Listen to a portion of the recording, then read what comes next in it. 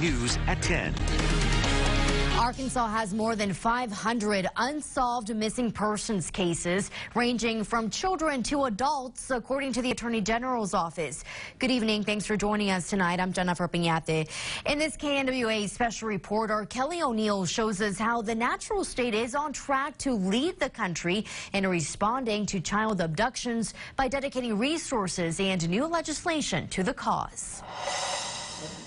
Since 1996, Bentonville-based Walmart and the National Center for Missing and Exploited Children have partnered together on programs like the Missing Children's Network bulletin boards, placing them in all Walmart stores, distribution centers, and Sam's Clubs. But the world's largest retailer is not the only organization putting a tremendous amount of resources towards finding missing children. When a child goes missing, time is the enemy.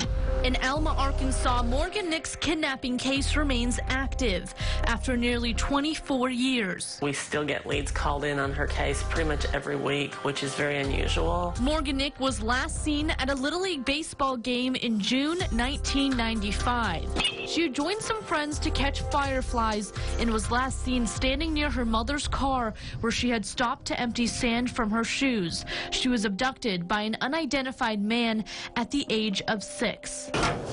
Her case file, an entire room at the Alma Police Department. 1 out of 6 missing children is recognized because someone sees them on some type of media. Morgan Nick was one of the first kids to be featured on Walmart's Missing Children's Network bulletin boards. And they put their very first one up in the Alma store here. According to the National Center for Missing and Exploited Children's website, since 1996, more than 16,000 children have been featured on these boards, with over 14,000 recovered. It also goes on to say that to date, 257 children have been recovered as a direct result of the boards being in Walmart stores. To 257 families, that's 100%. Morgan's mom, Colleen Nick, launched the Morgan Nick Foundation in 1996 to provide further help.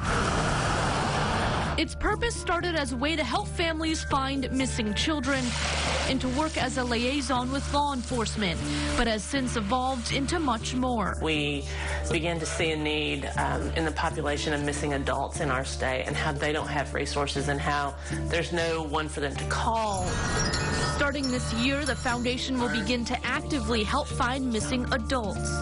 Colleen's work goes even further with her support for a bill 3 years in the making. It authorizes Arkansas to become the first state to form a Certified Child Abduction Response Team, or CART. Dr. Cheryl May, the director of Criminal Justice Institute in Little Rock, coordinates the efforts. These are pre-organized, pre-practiced teams that are multidisciplinary and they're multi-agency. That's all we have, just the bus stop and a halfway house. 12 certified CARTs around the state can mobilize within an hour of an abduction. Each group would have their own set of tasks to do. There's search and rescue, there's investigation, and all of that is already pre-organized. This type of exercise requires a remarkable amount of training. We also had to do a huge major exercise that we did out at the Game and Fish. The natural state is the first in the country to even attempt statewide certification. The fact that we were able to pull this off